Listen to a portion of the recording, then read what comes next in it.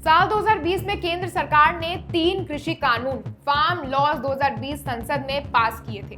सरकार का दावा था कि ये कानून किसानों को ज्यादा आजादी, बेहतर बाजार और 2 गुनी आय देंगे।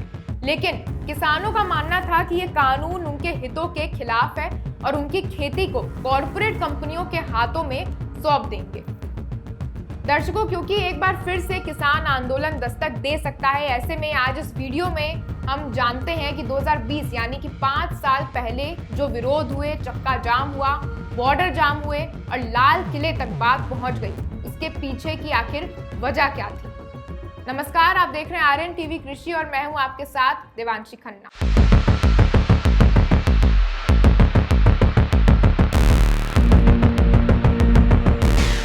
कृषि विधेयक कानून कौन से हैं, पहले ये जानते हैं। पहला, farmers produce trade and commerce promotion and facilitation bill 2020। दूसरा बिल था farmers empowerment and protection agreement on price assurance and farm services bill 2020 और तीसरा बिल था एसेंशियल कमोडिटीज अमेंडमेंट बिल 2020। अब आइए पहले इन तीनों कानूनों के बारे में जान लेते हैं। पहला बिल, किसान अपनी फसल कहीं भी बेच सकते थे और किसान राज्य या जिले की सीमा से बंधे हुए नहीं थे। निजी मंडियां यानी कि प्राइवेट मंडी स्थापित की जा सकती थी। किसान सीधे कंपनियों को अपनी फसल बेच सकते थे और बिचौलियों को हटाकर। अब इस बिल में, पहले बिल में किसानों की चिंता क्या थी? 85% किसान छोटे और सीमांत होते हैं, उनके पास मोल भाव करने की ताकत नहीं होती। प्राइवेट कंपनियां शुरू में तो अच्छे दाम देंगी, लेकिन बाद में कम दाम तय कर सकती हैं।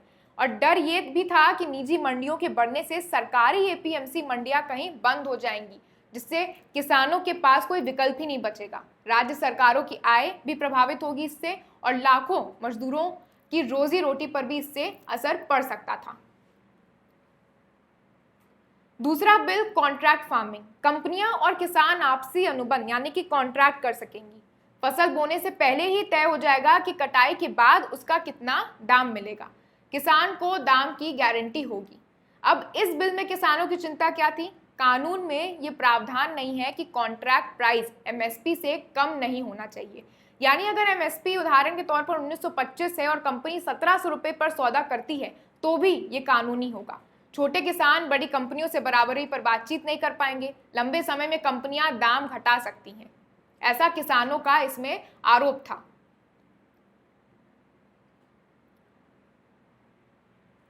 तीसरा बिल, एसेंशियल कमोडिटीज अमेंडमेंट। कंपनियां अनाज, दाल, तेल आदि का अनलिमिटेड स्टॉक कर सकती हैं। पहले स्टॉक की सीमा तय थी ताकि कालाबाजारी ना हो पाए। अब इस बिल में किसानों की चिंता क्या थी वो बताते हैं। कंपनियां फसल सस्ते दाम पर खरीद कर गोदामों में जमा कर सकती थी। बाद में जब बाजार में कमी होगी तो महंगे दाम पर उसको बेच देंगी। इससे किसानों को कम दाम पर बेचने की मजबूरी हो सकती थी, इसलिए किसान इसका विरोध कर रहे थे। अब किसानों की जो मुख्य आपत्तियां थी उसके बारे में हम आपको बताते हैं। ये कानून किसानों से ज्यादा कंपनियों को फायदा पहुंचाते हैं, ऐसा किसानों का कहना था। दूसरा, एमएसपी को कानूनी गारंटी नहीं मिली थी और ये सबसे बड़ा मुद्दा था। एपीएमसी मंडियों को खत्म करने का खतरा था। आड़तिया और बिचौलिए प्राइवेट मंडियों में भी रहेंगे, ऐसा मानना था, यानी वे पूरी तरह से हटेंगे ही नहीं। सरकार सुधार करने के बजाय पूरा सिस्टम निजी कंपनियों को सौंप रही है, ऐसा किसानों का मानना था। सितंबर 2020 में संसद में ये तीनों कानून पास हुए थे और नवंबर 2020 में पंजाब और हरियाणा के किसान दिल्ली की सीमाओं की ओर दिल्ली चलो मार्च पर निकल पड़े थे। पुलिस ने उन्हें दिल्ली में प्रवेश से रोक दिया, इसलिए किसान सिंघू, टिकरी और गाजीपुर बॉर्डर पर डेरा डालकर बैठ गए थे। लाखों किसान लगभग 1 साल तक दिल्ली बॉर्डर पर बैठे रहे। वहां उन्होंने लंगर, स्कूल, लाइब्रेरी और मेडिकल कैंप तक बना लिए। आंदोलन पूरी तरह शांतिपूर्ण और लोकतांत्रिक तरीके से चला। देश भर से किसान संगठनों और आम जनता ने इसका खूब समर्थन किया। सोशल मीडिया पर भी यह आंदोलन फार्मर्स प्रोटेस्ट के नाम से खूब जमकर ट्रेंड करने लगा। लेकिन 26 जनवरी 2021 एक बड़ा मोड़ आता है। गणतंत्र दिवस पर किसानों ने ट्रैक्टर की परेड निकाली, लेकिन कुछ जगहों पर झड़प और हिंसा हुई। लाल किले पर झंडा फहराने की घटना ने विवाद खड़ा कर दिया। सरकार और किसानों के बीच बातचीत कई बार हुई, लेकिन समझौता इसका नहीं बन सका। फिर आखिरकार जाके 19 नवंबर 2021 को गुरु नानक जयंती वाले दिन प्रधानमंत्री नरेंद्र मोदी ने तीनों कृषि कानून वापस लेने का ऐलान किया। संसद ने दिसंबर 2021 में औपचारिक रूप से ये कानून वापस ले लिए और ये भारतीय इतिहास के सबसे बड़े जन आंदोलनों में से एक साबित हुआ।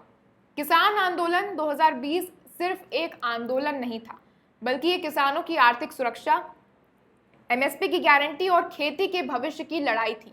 इसने भारत की राजनीति, समाज और नीति निर्माण पर गहरा असर डाला।